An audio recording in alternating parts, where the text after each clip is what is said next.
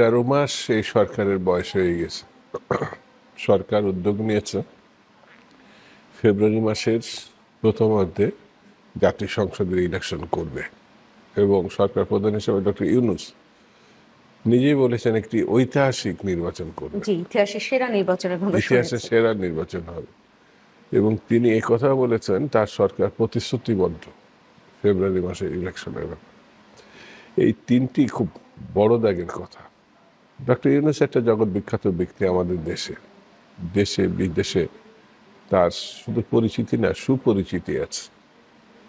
তো তার কাছ থেকে মানুষ ভালো কিছুই আশা করে, কিন্তু জিজ্ঞাসা যে কোনো কারণে হোক তারা এবং তাদের দলে এই জন্য বলছে ডক্টর ইউনূস উৎসাহিত করার পর গণঅভ্যুত্থানে যারা সম্পৃক্ত ছিল তাদের একটা বড় অংশ একটি নতুন দল গঠন করেছে। যেটা আপনি বললেন, এই নতুন দলের পক্ষ থেকে বলা হয়েছে তাদের চাহিদা মতো যদি না দেওয়া হয়, মানে প্রতীক মার্কা, তাহলে তারা নির্বাচন হতে দিবে না। আবার আজকে আপনার কাছে শুনলাম যে অন্য পার্টির যেসব মার্কা আছে, প্রতীক আছে, তাদের জন্মেরও আগে এই প্রতীকের জন্ম হয়েছিল, তারা আবার ওই প্রতীক এখন বাতিল চাচ্ছে যদি তারা না পায়। তো মাঝে মাঝে বলেন মামা বাড়ি আবদার বলে একটা কথা আছে, রাজনৈতিক বিচক্ষণতা না থাকলে, অর্থাৎ আমরা ছাত্র রাজনীতি করতাম, কিন্তু ছাত্র রাজনীতির পরে যেসব ধাপগুলো আসে, ছাত্রদের যে ভূমিকা, তারপরে আস্তে আস্তে ম্যাচুরিটি আসে।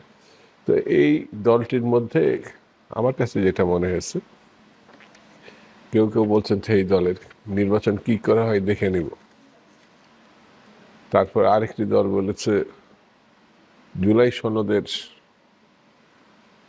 ভিত্তিতে নির্বাচনটা হতে হবে, তাছাড়া তারা নির্বাচন অ্যাকসেপ্ট করবে না, আইনি ভিত্তি লাগবে। যে হ্যাঁ, সেটা তারা আমার কাছে যেটা মনে হয়েছে যে গণতন্ত্রের উত্তরণ যারা চায় তাদেরকে আরো সতর্ক ভূমিকা পালন করে সামনের দিকে যেতে হবে। সেটি হচ্ছে এই জুলাইয়ের সনদ, আমি যতটুকু জানি কম বেশি একটা জায়গায় একটা মতের কাছাকাছি আসছে।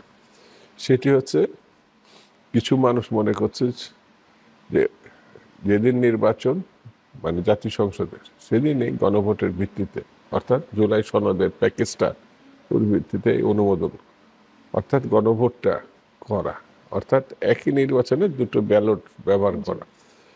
বিএনপিও এই ধরনের প্রপোজাল, এক ধরনের একটা প্রপোজাল আছে। আমার কাছে মনে হচ্ছে এটা বাস্তবোচিত এই কারণে, দুটো নির্বাচন কম সময়ের ভিতর দখল এবং অর্থনৈতিক বিষয়টি এটা সামাল দেওয়া এখনকার পরিস্থিতিতে খুব কঠিন হবে।